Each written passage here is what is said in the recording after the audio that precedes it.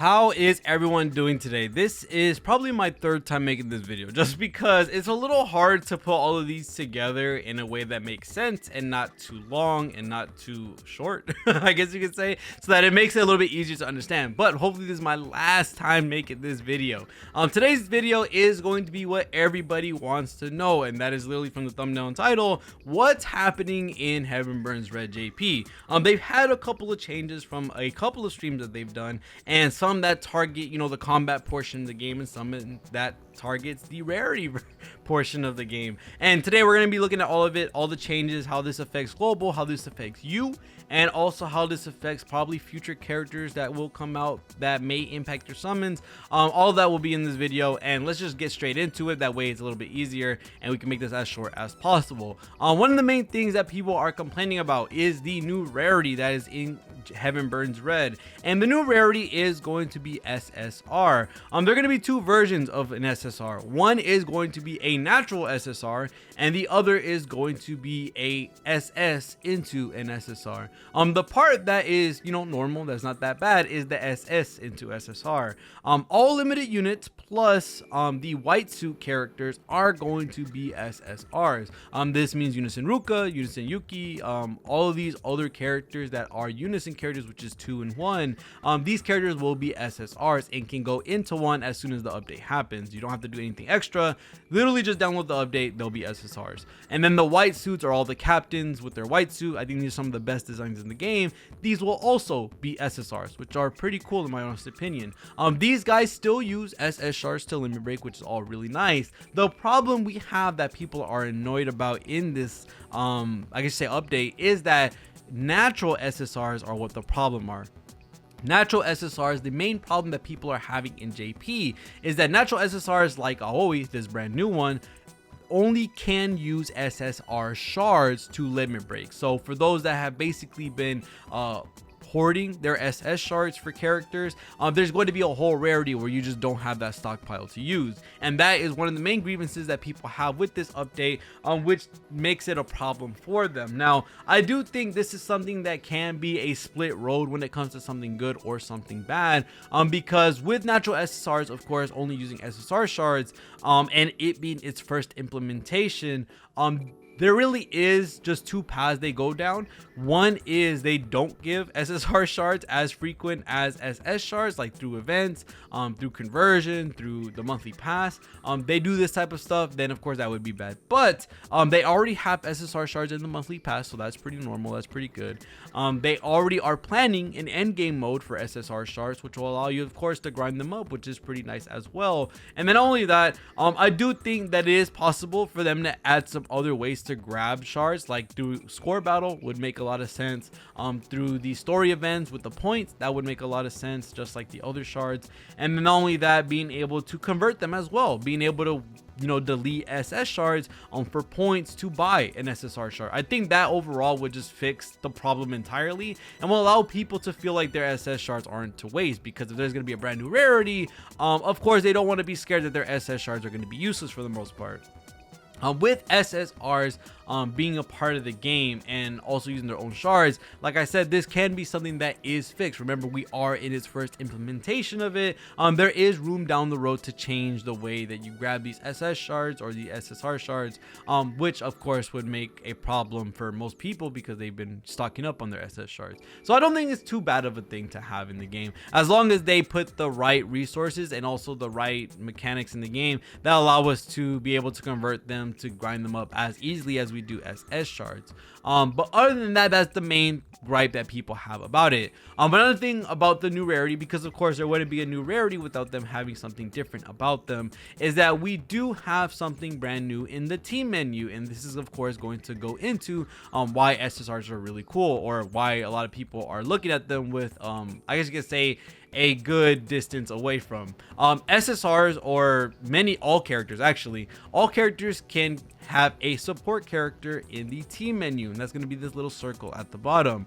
The support characters have to match element to whoever you're putting in that slot, and they provide minor stat buffs, which are really cool. The good thing about this with the support characters, you don't have to have a full line of SSs. SSs and S's don't have that much of a difference with the stats that they give. It's just a couple that you won't have, but it's nothing something to make or break your team about. It's not something that's gonna basically double your output. No, it's just a minor buff, which is really nice, that the S and SS's don't really have that much of a difference, which can allow you to use more of your box and give them a little bit more value, which I think is really cool. It is going to be scaled to whatever unit you're putting on, so if a certain stat spread is nice for a certain character and you want that on another character, then you can add that character as a support character, and now the main character will inherit those stats. One thing to note, which is why the SSR rarity is what it is. SSRs are the only characters that can use the resonance ability, and resonance is going to be an ability added on, or I say a buff added onto the character that only SSRs can use. One of the other conditions with this is that they have to be SSR. This is the only rarity that can use the resonance ability. So some characters that are SSs are going to be some pretty cool characters to have as support characters for numerous amounts of SSRs because of the abilities that they could have. The only problem with this is that in the future, this does scare some players into thinking that a lot of SSRs may be must pulls in the future, or not must pulls, but highly incentivized for you to pull on SSRs because they're the only ones that can use the resonance ability. So I'm assuming potentially a full team of SSRs with resonance abilities will most likely be stronger than a full team of SSs without them. But this could definitely, be a hypothetical that we have no idea how that's going to work, because right now the newest implementation of the SSR rarity, which is Aoi, she's not better than the Admiral Aoi that we have at the current moment with what she can provide. So there really is not that much of a scare at the moment, but of course this could go either way down the line.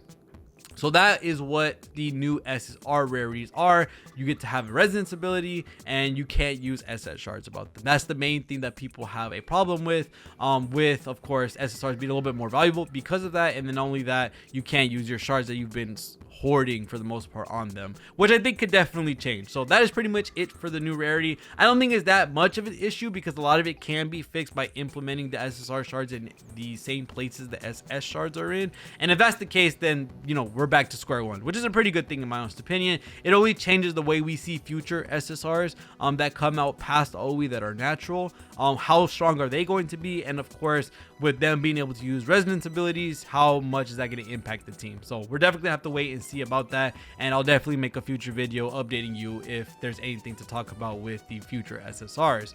Other than that, we are going to talk about the combat portion of the game. Yippee! And that is going to be the overdrive changes and the overall damage nerfs across the board. Now, the damage nerfs across the board are kind of easy to explain for the most part, and then I'll tell you why a lot of people are upset about these next two things. I think a lot more people are upset about the damage and the overdrive changes than they were the new rarity, in my honest opinion.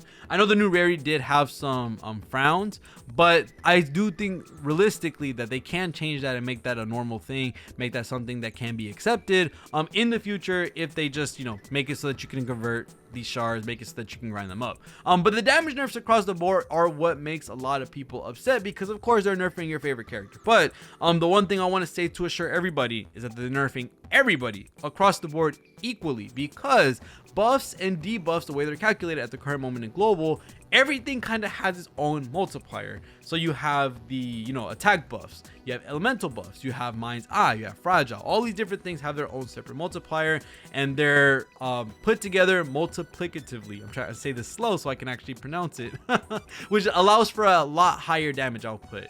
In the new JP version, they kind of couple a lot of these buffs together. So attack buffs, elemental buffs, mind's eye, they all add additively, which is gonna make it so that the output is not as insane when you're not putting them together multiplicatively. And with that being said, they do the same thing for debuffs.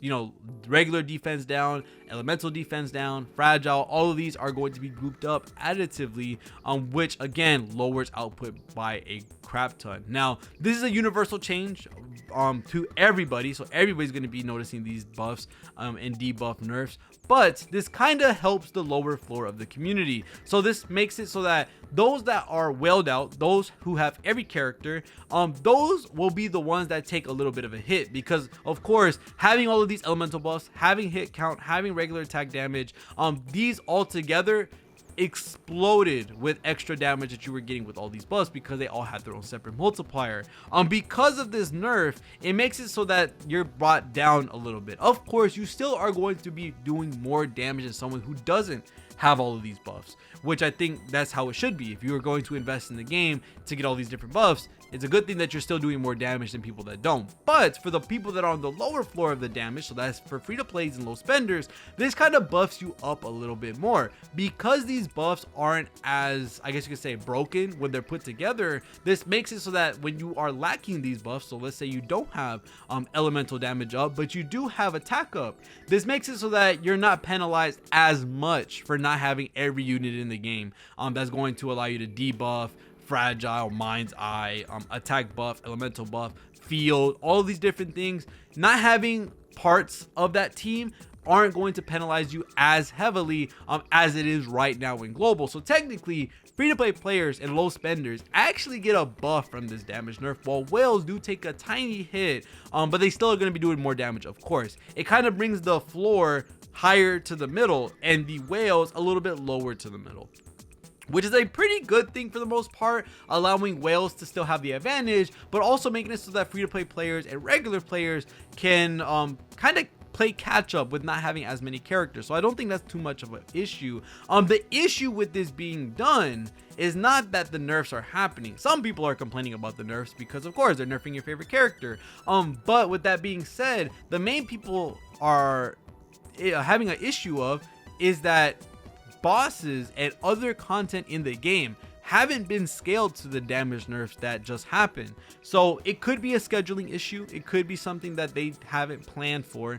the most part, but they left the score battle higher than what higher whales can even do. So this is because the damage nerfs nerfed their damage so heavily. They were hitting the billions before, now they're hitting like 200-300 mils. And with that being said, the bosses are still there from when they were hitting billions. So as you can see, that kind of made it impossible for anybody to clear content. I do think that might have been an oversight by the company to keep the boss as is. It might have already been scheduled. They could definitely tone back the enemies, and they've already nerfed some enemies with this video being recorded. They've already done nerfs to some of the enemies to bring it closer to the damage nerfs that they did across the board. So with that being said, if they're nerfing characters or enemies already, that's a good thing, because that means they understand that we literally can't do the content.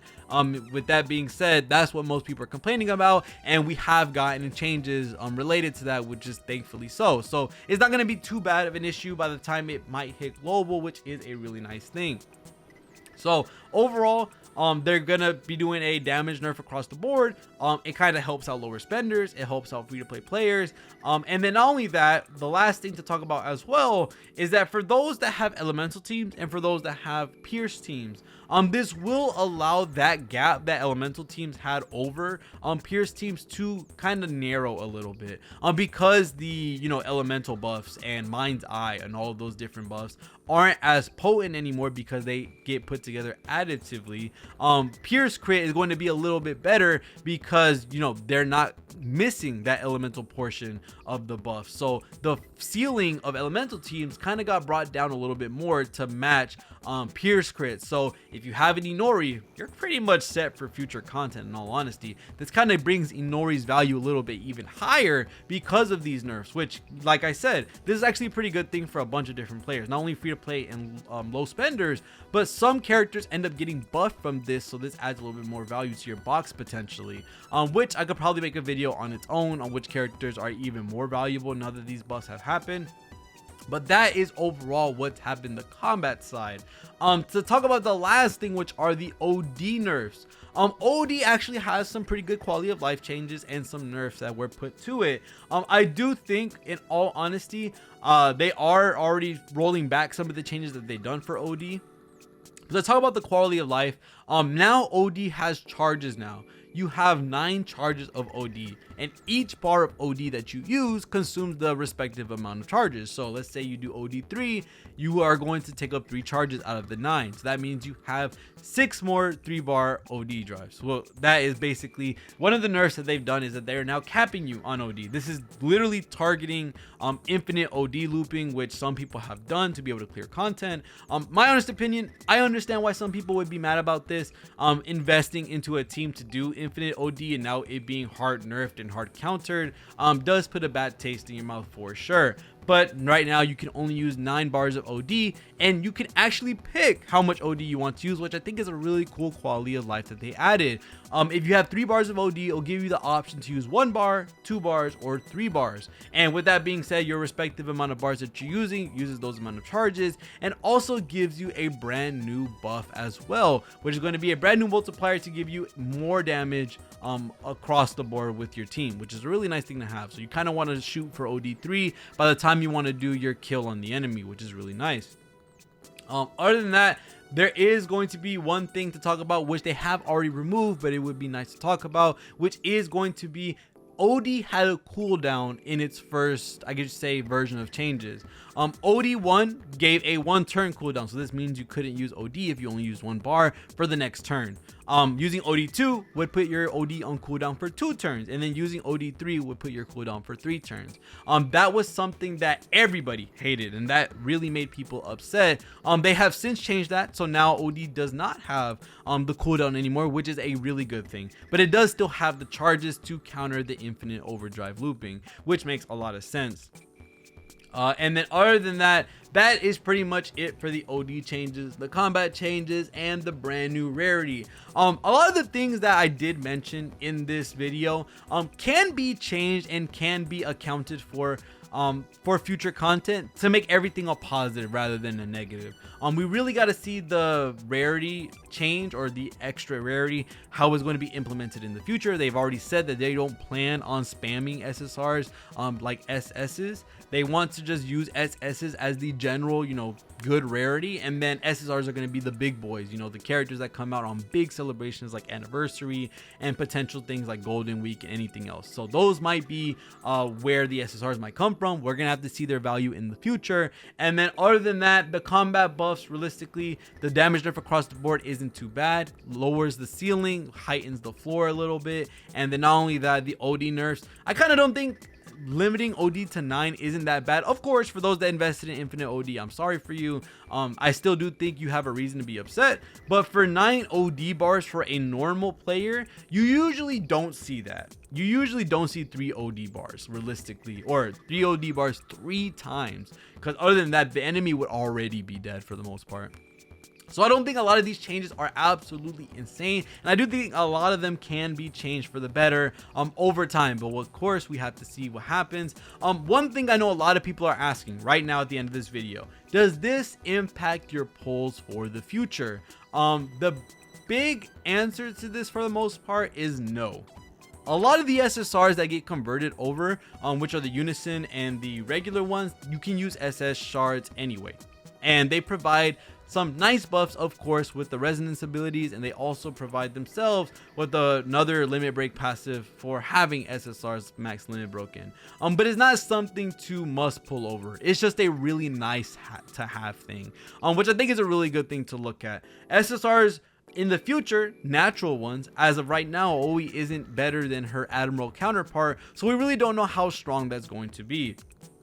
But Unison characters like Ruka, like Yuki, like Yuino, all of these different characters that are coming out that will turn into SSRs aren't as, needed in terms of pulls as compared to, some of the big characters like Sutama, Diva Ruka. Those characters are the ones that, will help your account down the line and are kind of must pulls. While SSRs, Unison characters turning into them aren't going to be such a big drastic change to your account that will let you just clear everything. It's just a really nice thing to have. So if you weren't planning on pulling Ruka, if you weren't planning on pulling Yuina, pulling Yuki, any of these Unison characters, then you really shouldn't have any change in your future pulling plans, and this doesn't really affect anybody because like again, I said most of these changes hit everyone across the board. So it's not really that anybody gets lower value or higher value because of these changes. Some may lose some value because, as I said before, whales that have every buff aren't going to hit as hard as those that are free to play and low spenders. Having missing buffs won't penalize you as much. So there will be some nerfs specifically to some characters, but not to the point that they're useless. So this isn't really something to be scared about, especially when it comes to pulls. Those that you have already thought about pulling, you probably still could pull again later down the line when these changes get made. And then other than that, that's pretty much it when it comes to all the changes and also how this impacts future pulls.